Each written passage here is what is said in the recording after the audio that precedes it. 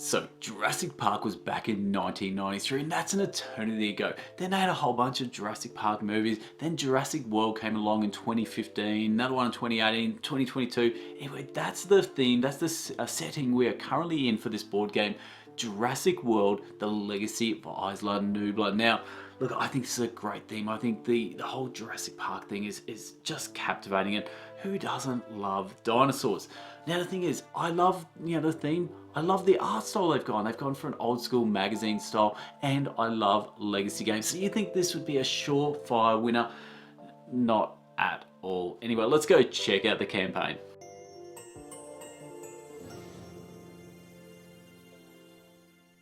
So I've already told you that, look, not really a big fan at the moment. We're going to go through all that shortly. But before we get started, have a look at this cheeky thing. So update number 4. Let's have a look. Cool. Yep, we get a little dinosaur figurine. We'll get to that. We'll talk about that shortly. But have a look at this. Old mate Dr. Ian Malcolm just, ripped, taking his shirt off. Pretty much D-grade porn right there. And on top of that, click to see his dino size. Lucky fella packing that. Look. Anyway, we digress. Let's get back into the campaign. So first things first, 412,000 Australian, 310,000 US. Now, I've actually gone a fair way into this campaign. I think it's like a week or so into the campaign, and I did that for a reason, because when it first launched, there was a lot of hoo-ha over the price of this and their Kickstarter exclusives and all this sort of thing. I wanted to sort of give it a chance to see if Prospero Hall would come good and actually make this sort of game a bit more, worth your money. Unfortunately, not really. Anyway, that's a spoiler. Let's go check out this video. So Funko Games, which is Prospero Hall. And this is the teaser video that they launched, I can't remember, it was maybe like 6 months ago. This is what firstly sort of brought this game to our imagination. There's a little T-Rex there, and the cover of the game. So straight away, the cover I'm not that big fan of anyway. So they haven't really got me too excited. There's old Dexter. Dexter's the lead game designer, and good on him. He's done more than me. He's designed the game. And old Corby here. Corby's got a really shitty fashion sense. He's got the old velvet velour thing going on there. And I think that was Deidre back there, the vice president. Good on her. So here's the first look of our game. Game board, the minis. Now we've got 4 minis that we're going to start off with. They're fine. They're fine. And this is what I love, these magazines. These are a part of your legacy. You're going to have 1 magazine per legacy campaign. There's going to be 12 of those campaigns. And look, there's a few of our cards there. Just give you a bit of an idea of the game. Okay, so let's stop this 2-minute long video. Not that exciting, really. Okay, now let's have a look. There we go. 12 adventures, 1 to 4 players, 90 to 120 minutes per sort of, per legacy, per adventure basically. Look, 1 to 4 players, not really. Solo's pretty sort of slapped on. It's going to be, you're going to be playing 2-handed solo, which I'm never a big fan of. Realistically, 2 to 4 is probably going to be more fun for you, but you do you.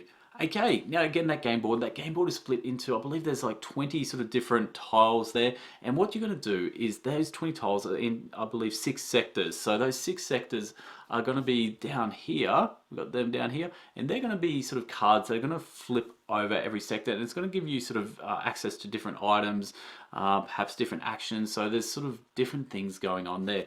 Just below that, if we can see that, is we got 5 round cards. So each one of your campaigns, each one of your adventures is going to be done over 5 rounds. And those 5 rounds, each going to have one of these cards flipped over the start of each round. And that's going to give you an event for that round. Now, if you don't complete that event, there's going to be consequences at the end of it. And that's going to be one of the core parts, mechanics of this game. So welcome to Isla Nublar, and there's old Dex again, just loving life, saying, look at me, I designed a game, and well done you. And this is the start of that sort of old school magazine artwork. I actually really don't mind it. I don't mind the path they chose for this. Build, manage, create, cooked up in the lab, Kickstarter exclusives. Now that's basically insulting to everyone who's backed this, because realistically they've come up with Kickstarter exclusives at the last minute because people whinged about the price. And so far they're pretty crappy exclusives. Anyway, okay, so $120 US for the game. Now, The main reason people are whinging, like we're used to paying expensive prices in the board game industry. That's just part of the parcel of our sort of our hobby of ours. But $120 US for a game that you are pretty much guaranteed to get it cheaper in retail.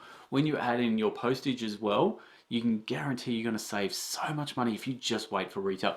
Retail is also going to be coming out at the exact same time as these Kickstarter games are coming out, and the actual mechanics, everything inside the game, nothing is going to be different. If you buy retail or you buy this Kickstarter, the only thing you're getting different is this sleeve on the outside. That is it. That is what you're paying all that extra money for, and eventually they'll come up with some extra sort of crappy exclusives, and here's the first one they came up with, just an amber dinosaur which just replaces one of your 4 core dinosaurs there. Not that exciting. Okay, and there's a look at that art sleeve. The art sleeve's fine, the art sleeve's nice, but still not worth the money. So hold on to your butts. Hope those butts are held on to, because here we go. Did you know, firstly, dinosaur egg, bigger than this box? Fact. Okay, so here's our look at those magazines. So each one of those legacy adventures, and again, I think this is really cool. I think this is a great way to break down each one of those adventures. I think that is absolutely awesome. And again, I think that this game is actually potentially a really good game. So like I said, while I may be negative in this review, but it's only negative because I'm saying don't back the Kickstarter. I'm still saying wait till retail. The game could still be bloody good, so wait till retail. Now, next thing we have is 21 unique characters, and they all have these little scratchies and your little scratch off on there. And sure, it just reminds me of those scratchies we buy at the newsagents here in Australia, and you scratch them off, and yeah, you bloody get excited when you win $2. It's just, I don't know. Anyway, dinosaurs. Now, this is one of my pet hates already. We know we have the 4 dinosaurs to begin with, but they've also spoiled it by saying, here we go, another 8 dinosaurs that you're going to unlock. So in a legacy game, the fun of legacy is you don't know what's coming up. You don't know, what sort of things you're going to unlock, what's going to come on board. Straight away, we know there's going to be, in 12 campaigns, there's going to be 8 more dinosaurs unlocked. So it's just spoilers, and I hate spoilers in legacy games. The dice are fine, they're clean, they're neat, they'll do the job, nothing wrong with that. This Amber one's actually pretty cool because again, Jurassic Park vibes there, loving that. This one is stupid, straight up stupid. A raptor claw, little plasticky, crappy raptor claw for scratching your, your player card. Just, I don't know. They had a board meeting, someone came up with it, and they probably got an award for that idea. Anyway, research folio, game boards, cool. And there's a good look at that game board there. Okay, now 179 game cards, a whole bunch of stuff there, and 8 game mats. So what these game mats are, they're going to sit to the side of your main player board. And what they're going to do, or your main game board, and what they're going to do is they're going to basically let you sort of almost zoom in on those tiles. So you think about one of those tiles being the visitor center, then you can say your player is on that visitor center, then you go across to this sort of game mat, and then you can actually go into the rooms in that visitor center. Look, it's cool, it's fun, I like that. Stickers, tokens, it's a legacy game, you're gonna get a bulk lot of stuff there. Okay, well, where do we go there? Rules cards. Rule book looks nice, reference cards, old mate with the velour and velvety thing going on, and here we go. Sleeve sizes if you're into that. Now, more videos, Dice Tower did a playthrough, so check that out if you're interested. There's another look at all those magazines, and each one of these adventures is going to start with a prologue, and this is actually a good thing. A lot of legacy games, or actually a lot of games in general, are doing this, where they just step you through slowly to begin with, and that's really nice. Okay, now what else we got here? There's those little scratchies, another video, and let's have a look at these minis. Now, for a lot of people, it's just not floating their boat. Look, I think they're fine. I think at least, if nothing else, they're unique sculpts, and that I appreciate. So that's a good thing. And again, just spoiling it by telling us what's there. 8 additional dinosaurs. I hate that. Yep, T-Rex, Triceratops, great. Velociraptor, everyone's favorite, and Brachiosaurus. Okay, how to play. Becca Scott here does a great job explaining this, so if you want to know the actual mechanics and how each round plays, go check that video out. Really well done.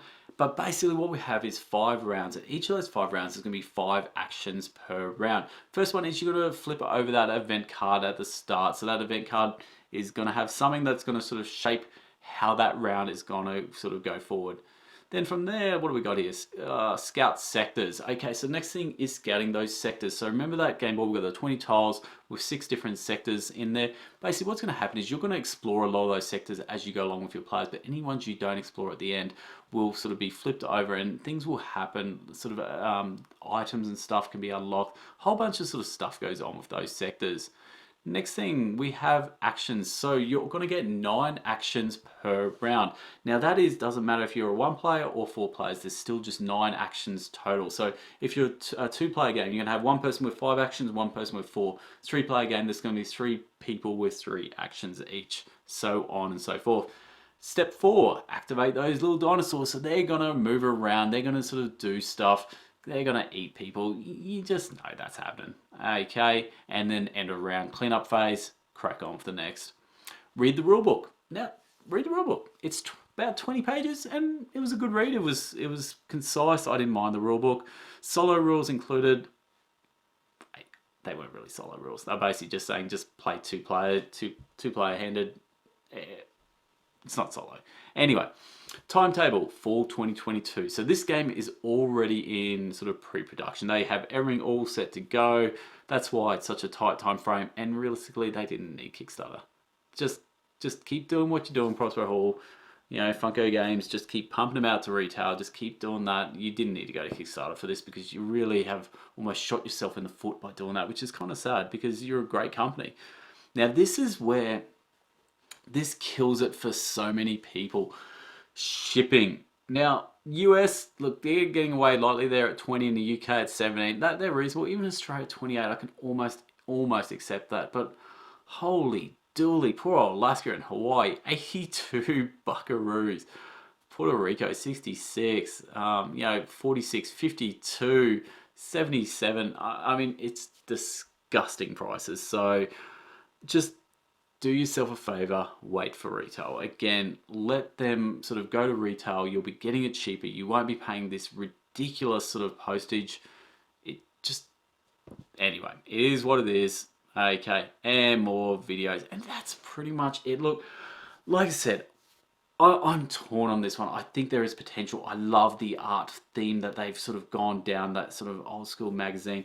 I don't mind the minis. I don't mind the whole concept of the game. I think could be quite interesting. I just think that 2 things: those prices, that postage, it's just stupid. Simple as that. Just absolutely stupid. And then the second thing is, if you are gonna, make sure you're gonna charge people lots of money, well, give them some Kickstarter exclusives to get them excited.